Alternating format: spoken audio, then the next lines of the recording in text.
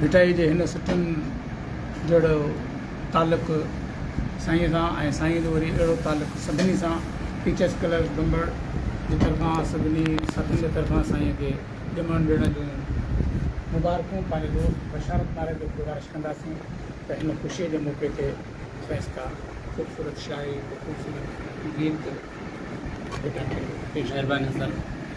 ऊंचो उताहूं घणो ऊंचो उताहूं घणो जीअण खे जबल मरण मूसी हल त पुठीअ तो बंदि करिया। अॼु इंतहाई मान वारे रोशन ख़याल तरक़ी पसंद सोच जे मालिक साईं प्रोफेसर अल्ताफ़ भट्टीअ जो जनम ॾींहुं आहे। ऐं संदसि जनम ॾिण ते खेसि ॻाल्हायूं पिया थो ऐं भेटा तौर शेख अयाज़ जो ई गज़ल पेश कयां थो।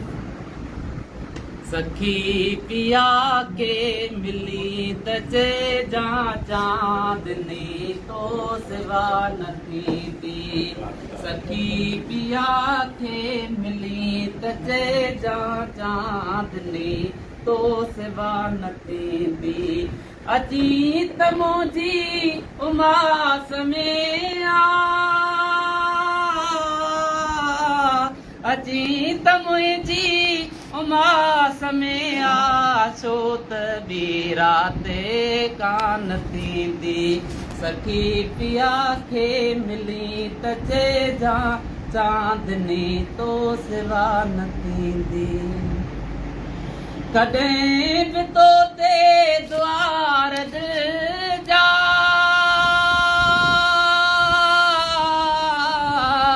कॾहिं बि तो ते कॾहिं बि तो ते कॾहिं बि तो ते कॾहिं बि तो ते द्वार दिल जा न बूट बातूं भले हलिया बलुड़े काला तॾहिं बि हूंदा बलुड़े काला तॾहिं बि हूंदा मतां चमी आज आन थींदी।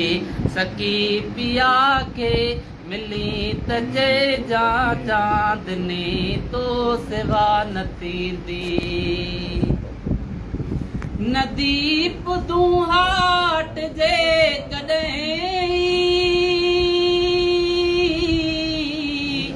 नदी पुदूं हाट जे कॾहिं लाट जी लाट छाल चर के पिरह परे आ पतो न आहे पिरह परे आ पतो न आहे त रात के सी डुहाग ॾींदी। सखी पिया खे मिली त चइजां चांदनी तो सिवा न थींदी। पकी परोका अञा न आया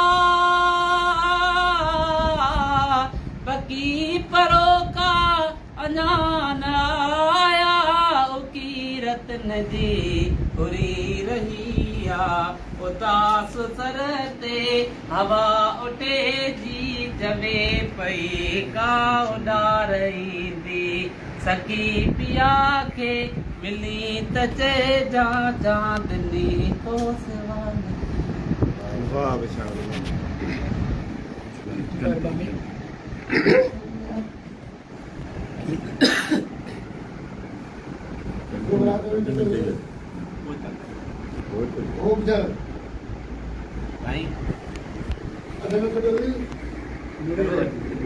ॿुधण वारा